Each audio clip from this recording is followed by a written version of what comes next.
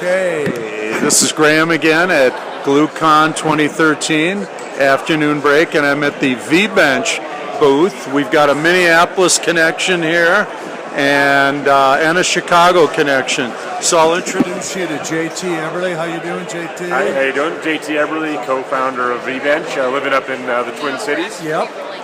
You had been in Chicago, but now you're... Been up in the Twin Cities for the last 6 months. I'm here with my business partner, Matt, who is holding down the fort in Chicago for us. And Matt Punman here, still based in Chicago. Still based in Chicago. So we've got kind of a co-based situation going on here, but tell us what vBench is. So vBench is an online marketplace for contingent labor, freelancers to get linked up with hiring entities. So we're heavily focused in the tech space. Developers, infrastructure folks as well.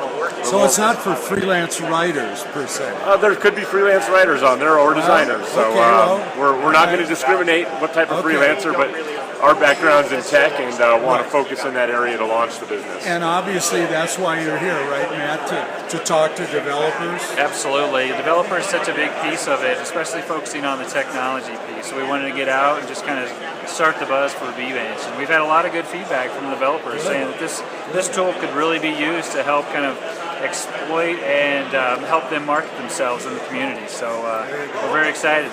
Yeah, if you notice on their tagline, it's virtual, vetted, and local. So what is about that vetted thing? Explain what you do. So where vBench falls is in the traditional staffing space. You have staffing firms on the high-touch spectrum of staffing, and then you have your online and your job boards.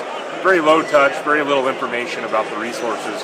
So we want to fill that middle gap by providing additional vetting tools to validate who you're hiring and that they have the skills to meet the job requirements that you have. Yeah, and if you look at the logo, it's got that nice sort of stylized flag in there. So this is about keeping talent in the United States. Yeah, absolutely. So signed up within the E, you see the waves of the American flag. So we just feel there's so much untapped talent within the U.S. that if we can provide a platform that helps hiring entities find them easier, so they don't have to go. So they don't have to take it offshore. Absolutely.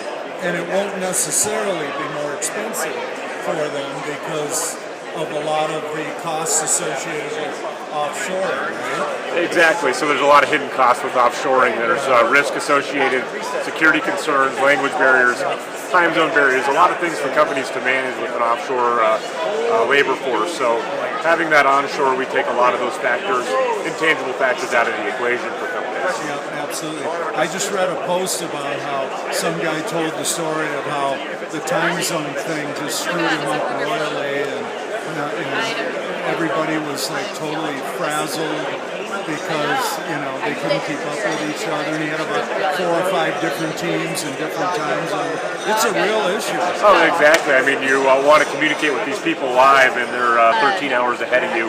So you find yourself at very odd hours of the day. Well, yeah, and what I've read is that some of these the guys that are trying to run the teams end up, working 20 hours a day trying to to bridge those time zones. Absolutely. So yeah. So well, good. Well, it's good that you guys were able to get to the event. You got a nice spot here. You should go get some ice cream now during the ice cream break. Absolutely. Okay, we'll see you back in Minneapolis.